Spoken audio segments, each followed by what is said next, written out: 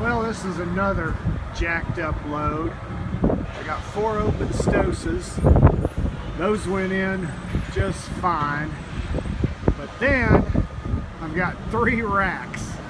And this is the most jacked up lumber tarp job you have ever seen in your life. And I hope that it'll make it to Colorado. They put it on backwards. I asked them to put the barn door to the rear, but of course they put it to the front, so it's hanging off. And then the back, I got everything tucked, and folded, and wrapped, and I suspect I'm going to get about 5 miles per gallon pulling this. It's about as tight as I can get it. And like I say, the front glass tarp looks really good, all secured. Front, not so much. Ron, this is dispatch.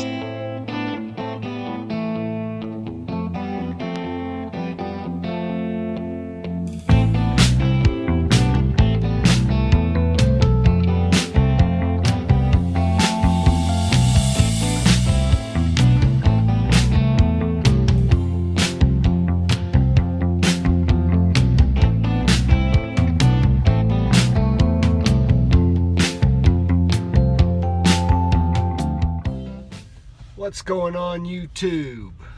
Buck Rub here. Welcome to another edition of Buck Wild Trucking. Coming to you from the Flying Hook in Aurora, Colorado, where I have a delivery in the morning right up the road. Man, I'll tell you about my last 2 weeks. Well, first of all, freight is still very slow.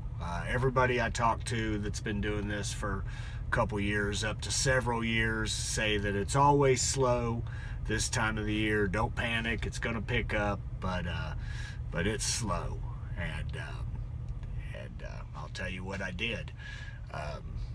Last Monday, I came off my home time, went in service early Monday morning, where then I wait and find out where I'm going to be dispatched to. Well, I waited and I waited and I waited, and I read on Facebook that everybody else was pretty much waiting as well, and I ended up not getting a load on Monday at all. But Tuesday morning I did, and the dispatch came in, and I deadheaded up to Wichita Falls, where I picked up a trailer, went and did a live load and took that down to Laredo. Didn't have any incident, got down there, got back, and ended up, I was a little bit short making it to Wichita Falls Wednesday night, but I did end up, well, let me back up a little bit, because I did have some excitement in Laredo. I dropped off my load and then went back to the Snyder yard to pick up my empty trailer to take to Wichita Falls, and my truck, when I shut it off after hooking up to the trailer, my truck was boiling over antifreeze. I'm like, and I never noticed it overheating. I did turn it on, and it was at about 225 degrees, but I didn't notice it overheating, smell anything. But I think when I shut it off, it just started boiling over. So I hooked up my trailer, and I ran up to the Petro to get a gallon of antifreeze so that I could put some in there, and the check engine light came on and the stop engine light came on. So I added the fluid to it, and I called in, asked them what they wanted me to do, and they told me to take it to Freightliner, because it wasn't that hot, it was in the low 80s. I've never had an issue with it before. So I take it over to Freightliner, and Freightliner tells me that they can't even look at it till Friday, and it'd probably be Monday before they could get it in.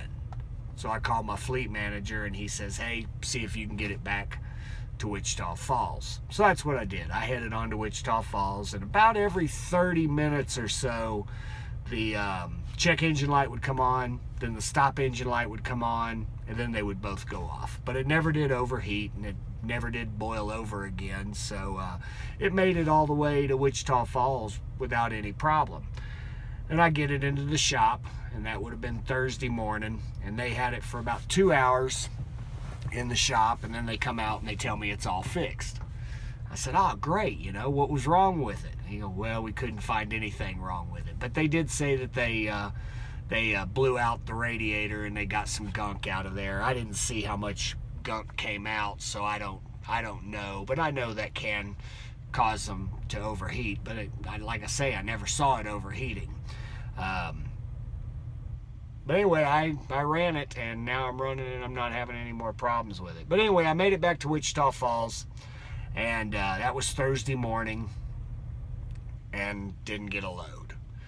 And then I wait Friday, didn't get a load. Well, late Friday afternoon, I got a dispatch that I had to pick up in Corsicana for Monday. So I was going to be sitting all weekend. So that was all fine. That's what I did, and I did it with several other guys.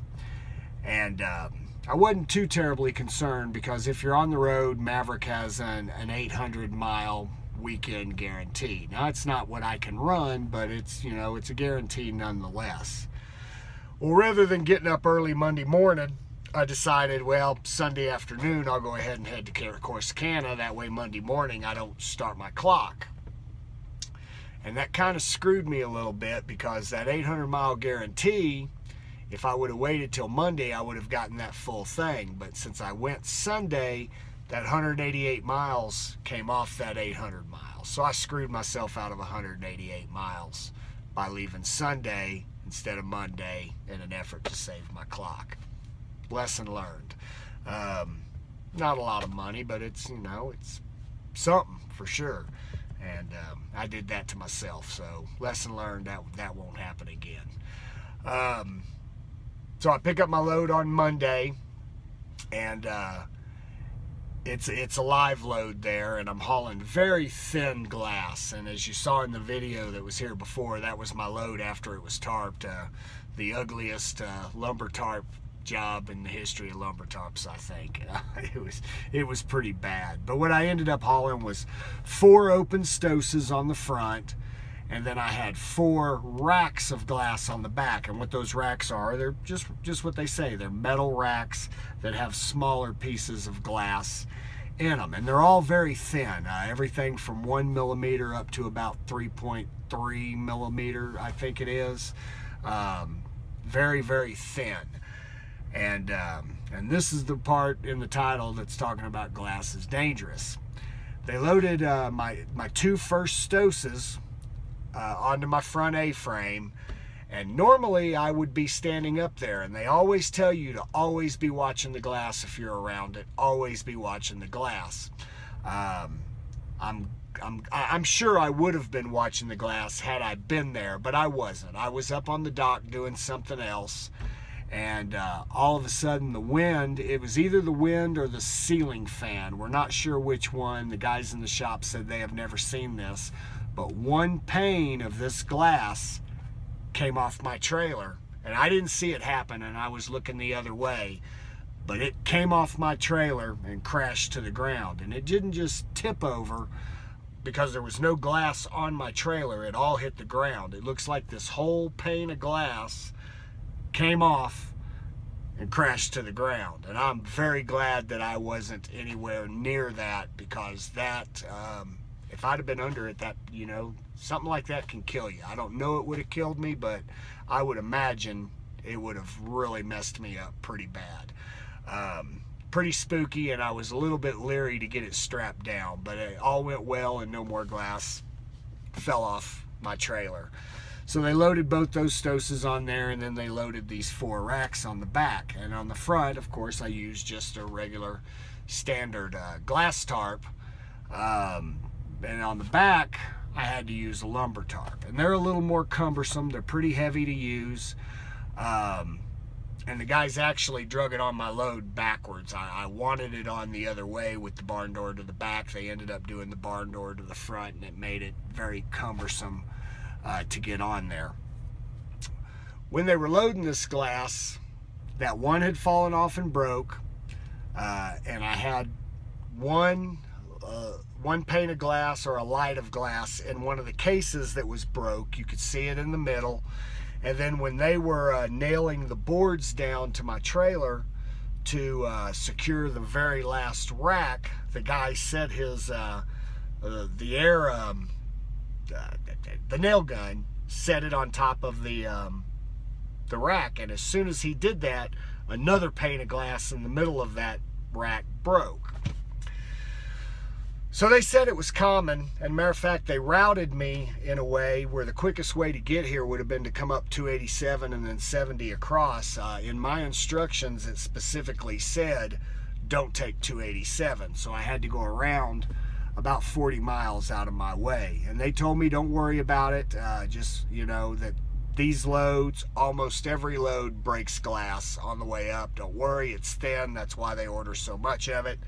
And don't concern myself when I untarp it and find a bunch of broken glass. So of course they tell me don't be concerned, but I'm concerned about all of my loads. You know, I don't want to show up with damaged freight. I want to get my freight there safely and intact. So we'll see tomorrow morning when I untarp it how much of it is broken. I do have broken glass on the back of my trailer. I am pretty sure that is from that one broken light that probably fell on through. Hopefully there's no more. I'm going to be real excited if I untarp it and find that there's only the 2 broken lights that were there when they loaded it. And yeah, I'll be tickled pink. So we'll find out that tomorrow when I untarp it, and I'll let you know how that goes. Now this morning I got up and I stopped just north of, just south of Amarillo when it got dark last night, and I headed on up. And then today, as I'm coming into New Mexico, I crossed the port of entry, and we have drive-wise on our Qualcomm. You know, it's very similar to pre-pass, but it allows us to pass a lot of these weight stations.